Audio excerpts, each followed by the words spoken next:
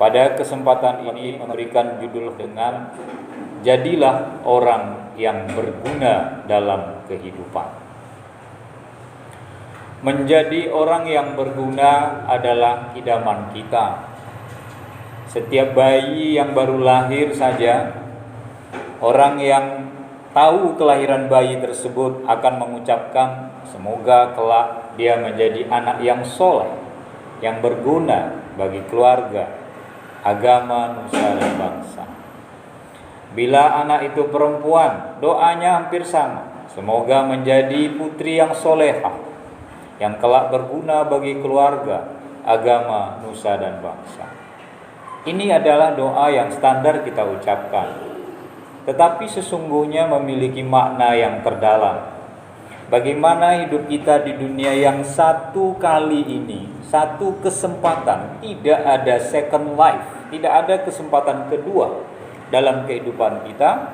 Maka mari kita jadikan kesempatan yang pertama dan terakhir ini dengan sebaik-baiknya, karena tidak ada kesempatan kedua.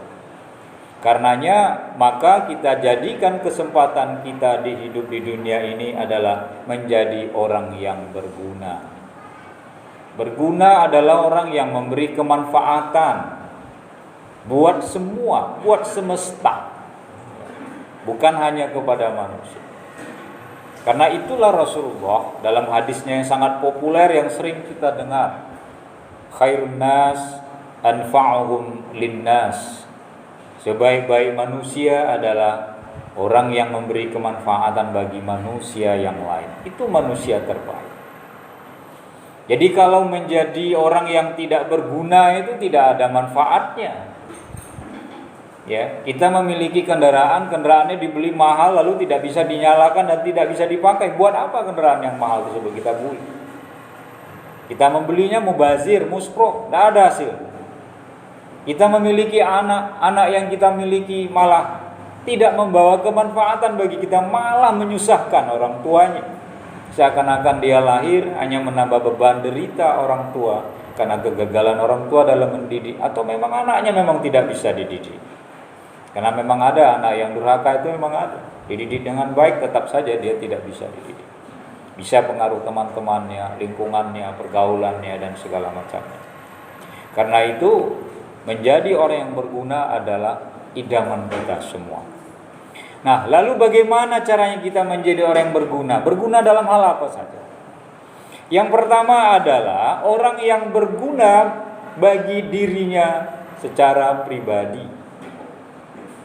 Dia terlahir ke dunia ini membawa kemanfaatan untuk dirinya sendiri dulu. Dia diberi mata, dia gunakan mata itu untuk yang baik, baca, belajar, melihat sesuatu yang positif lah. Tidak digunakan yang tidak, yang manfaat. Dia punya telinga, dia gunakan telinga ini untuk mendengar yang baik-baik. Kalau ada orang dengar gosip, dah jangan gosip, tidak baik itu. Ketika ada orang ghibah, mendengar omongan orang macam-macam, dia rem mulutnya. Oh, saya nggak boleh ghibah seperti kawan-kawan saya. Saya tidak mau ikut dalam halakoh-halakoh seperti itu. Mulut kok cuma menceritakan keburukan orang lain. Dia tinggalkan tempat-tempat yang seperti itu. Apalagi di bulan puasa seperti ini. Inni shaim, saya puasa. Saya tidak perlu mendengar hal-hal yang seperti itu. Puasa tidak hanya menahan lapar dan dahaga, tetapi puasa itu juga mempuasakan anggota tubuh kita yang lain, termasuk mulut, telinga, hidung, mata kita bahkan, dan tubuh kita yang lain. Tidak boleh melakukan kekerasan. Berguna itu seperti ini. Jangan kita rusak diri kita karena kita tahu bahwa setiap anggota tubuh kita ini bermanfaat. Ada orang tua, mungkin Bapak pernah baca ya kisah inspiratif, buta matanya. Dia ke masjid bisa diantar oleh keluarganya, anaknya, tapi dia tidak mau diantar. Dia cukup minta pada anaknya, belikan saja saya tali itu diikatkan dari masjid sampai ke rumah kita ini. Saya akan berjalan mengikuti tali ini sampai ke masjid. Begitu yang dia lakukan bertahun-tahun. Subhanallah, dia buta. Tapi kebutaannya tidak menghalangi dia untuk datang ke masjid, karena dia tahu setiap langkah ke masjid itu, langkah kita itu ada pahalanya. Bahkan semakin jauh kita ke masjid itu, semakin besar pahalanya. Jadi kalau saudara kita di NTT, saudara kita di Papua, saudara kita di Bali, ya kalau saya dengar cerita mereka ke masjid itu jauh, melewati kecamatan kadang. Kalau mereka yang sangat minoritas itu pahalanya gede, saya bilang seperti itu. Lain halnya kita sholat di Masjid Haram, di Masjid Nabawi, di Masjid Aqsa. Mau dekat mau jauh tuh pahalanya tetap besar, berlipat-lipat karena keutamaan 3 masjid tersebut. Nah, bermanfaat itu untuk diri kita. Kenapa saya katakan untuk diri? Ada orang yang membuat dirinya tidak bermanfaat, dia rusak dirinya. Tubuh ini butuh minuman yang baik, minuman keras, ciu minumannya. Tubuh kita butuh makanan yang bergizi, yang sehat, tidak harus mahal, tapi dia makan makanan yang merusak dirinya. Dia tahu hipertensi, banyak garamnya, bahaya. Ya. Dia banyak lemaknya, tinggi kolesterolnya, dia banyak makan yang kolesterol, bahaya. Kenapa? Dia tahu itu membahayakan dirinya, tapi dia merusak dirinya sendiri. Ini hanya contoh saja, bagaimana kita itu tahu bahwa agar diri kita berguna, maka gunakan apa yang ada pada diri kita dengan sebaik-baiknya. Ramadan kita membaca Al-Quran tadarus, pergunakan mata kita untuk membaca Al-Quran itu. Mulut kita melantunkan ayat-ayat, mata membaca, hati merasakan bacaan ayat Al-Quran itu. Apa indahnya. Sehingga kemanfaatan kita di dunia ini benar-benar untuk diri kita itu ya sudah bagus. Inilah yang disebut dengan menjadi insan kamil dalam Islam. Insan yang sempurna, yang pada akhirnya akan juga mendapatkan as-sa'adatul kamil, yaitu kebahagiaan yang sempurna juga. Itu harapan kita. Lalu yang kedua adalah orang yang berguna bagi orang lain. Ini sesuai dengan hadis tadi. Sebaik-baik manusia itu adalah orang yang bermanfaat kepada orang lain.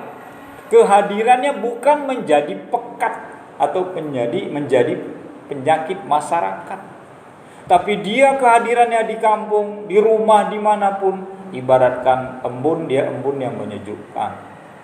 Ibarat payung, dia adalah payung peneduh, sehingga kehadirannya itu dibutuhkan. Si Anu meninggal, dia orang baik, Masya Allah, saya baru bergaul dengan dia sebentar, ternyata umurnya singkat, Allah sudah memanggilnya. Kita sangat kehilangannya. Biasanya kita seperti itu. Sebaliknya si Anu ketahuan mencuri di rumah si itu, berkelahi, minum minuman keras, bikin onar di kampung. Umurnya berapa? 60. Ini orang kok nggak mati-mati. Orang malah mendoakan agar dia cepat mati. Kenapa? Dia bukan orang yang berguna. Sebaliknya ketika dia dapat musibah, mencuri ketahuan, nyawanya melayang, udah minta tolong, minta ampun, polisi belum datang, digebui, mati. Orang bukannya merasa menyesal telah menghakiminya walaupun itu tidak dibenarkan, tapi orang mengatakan alhamdulillah, satu penyakit masyarakat hilang. Nauzubillahi min dzalik. Ini yang harus kita hindari. Jadilah kita orang yang bermanfaat, kehadiran kita dirindukan dan dibutuhkan oleh orang lain. Sebaliknya janganlah kita menjadi orang yang kehadiran kita menjadi benalu. Kehadiran kita tidak disenangi oleh orang lain, bahkan orang menginginkan kita cepat mati. Nauzubillahi min dzalik. Maka apa yang dikatakan oleh Rasulullah, khairun nas anfa'uhum linnas. Sebaik-baik manusia orang yang bermanfaat kepada orang lain, orang yang memberi kemanfaatan kepada semua, ke semesta, ke siapa saja. Karena kegunaannya itu membawa kebahagiaan bagi semua. Yang terakhir adalah selalu berbuat baik dimanapun dan kapanpun. Berbuat baik itu tidak melihat tempat. Mau nolong, ada orang tuh dapat musibah, tapi dia tidak seagama dengan kita. Saya nggak mau. Tidak. Kita tidak milih kalau nolong itu. Mau agamanya apa, mau dia kesolat atau tidak, ya kita harus menolong. Namanya tolong menolong. Dia tidak melihat sama siapapun. Ya. Begitu juga kapanpun. Ada orang minta butuh bantuan kita, saat ini kita bisa, jangan ditunda. Besok ya, saat saya slow. Mestinya kalau cuma kita bisa, kenapa harus menunda? Kebaikan itu datang, kesempatan untuk berbuat baik itu datang, maka jangan kita buangkan secara sia-sia. Karena menunggu kebaikan itu datang untuk kita berbuat baik, itu sesungguhnya ladang amal buat kita melakukan kebajikan. Saat orang membutuhkan pertolongan kita, kita bantu sesuai dengan kemampuan kita. Membantu itu bisa dengan tenaga, membantu itu bisa dengan ide atau pikiran, membantu itu bisa dengan uang, membantu itu bisa dengan apa saja.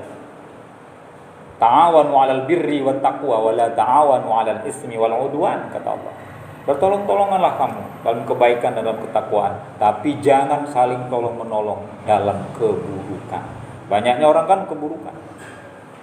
Saya nggak ikut mencuri kok, saya cuma nemaninya saja, lihat dari jauh saja. Dia sudah menolong keburukan.